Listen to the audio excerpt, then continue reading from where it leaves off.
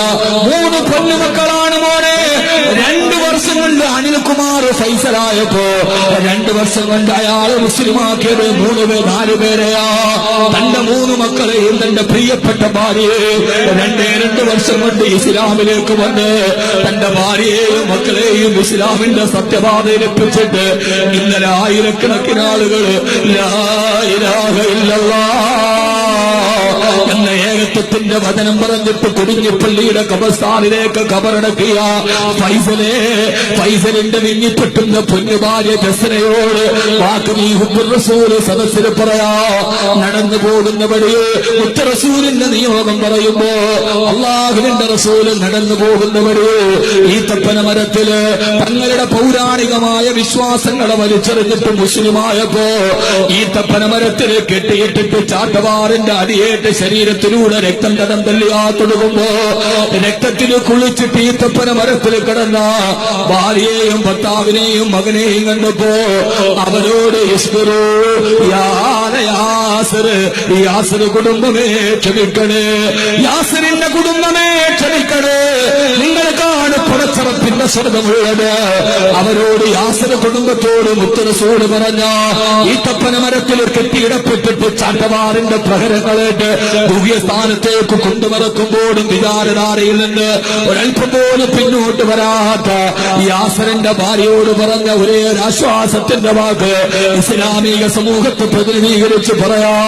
ഫൈസലിന്റെ പ്രിയപ്പെട്ട ഭാര്യ ജസ്ന എന്ന പേര് സ്വീകരിച്ച പ്രിയപ്പെട്ട മുഅ്മിനത്തായ പെണ്ണിനോട് നാളെ 3 മക്കളെയും കെട്ടിപ്പിടിച്ചിട്ട് നീ സ്വർഗത്തിന്റെ മുമ്പിലെത്തുമ്പോ നിന്റെ കൈയും പിടിച്ചിട്ട് നിന്നെ സ്വർഗത്തിലേക്ക് കൊണ്ടുപോകാ. ഈ അടുത്ത സമയത്ത് ഫൈസൽ എന്ന അനിൽകുമാർ ഫൈസലായി. ഫൈസല് പള്ളിയിലെ ഇമാമിനോട് പറഞ്ഞു വന്ന സന്തോഷത്തോട് ഞാനിനി സ്വർഗത്തിലാ. ഇസ്ലാമിലേക്ക് വന്നപ്പോ നാട്ടുകാരും വീട്ടുകാരും വെറുതെ ചില ആളുകൾ വധഭീഷണി മുടക്കിയപ്പോ ഫൈസല് പള്ളിക്കല ഇമാമിനോട് പറഞ്ഞു തന്നെ അവര് കൊന്നാലെന്താ, ഞാൻ അല്ലാണ്ട് സ്വർഗത്തിലല്ലേ, ഞാൻ അല്ലാണ്ട് സ്വർഗത്തിലല്ലേ. മുഅ്മിനീങ്ങളെ 2 വർഷം കൊണ്ട് ഇസ്ലാമിലേക്ക് വന്നവര് സ്വർഗം ഉറപ്പിച്ചിട്ട് ഷഹീദായി മരിക്കാൻ കിടന്നുവെങ്കിൽ അല്ലാഹുവേ അല്ലാഹുവേ പരമ്പരാഗത മുസ്ലിമീങ്ങളായി നാം ഇവിടെ ജീവിച്ചിട്ട് നമുക്കൊരു സ്വർഗം ഉറപ്പിച്ചിട്ട് മരിക്കാൻ കഴിയുമോ? മുത്ത് റസൂലിന്റെ നിയോഗത്തെ കുറിച്ച് പറയുമ്പോ ആ സ്വർഗലോകത്തോട്ട് കടന്നു പോകാണ്. ഫൈസലിന്റെ കുടുംബത്തിന്റെ സങ്കടത്തിൽ നമുക്കും പങ്കാളികളാവാ. അല്ലാഹുവേ ഷഹീദ് യാസിറിനെ കൊടുത്ത തിരൂരില് 40 പേരെ മുസ്ലിമാക്കുണ്ട്.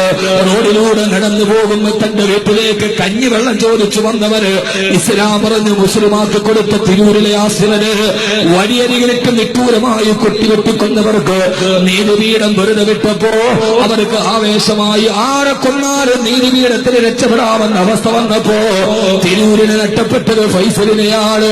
യാസിറിന് ശേഷം ഫൈസലിന് ഇല്ല ഇല്ല, വിശ്വാസിയെ കൊല്ലാൻ കഴിയും, വിശ്വാസത്തെ കൊല്ലാൻ കഴിയില്ല.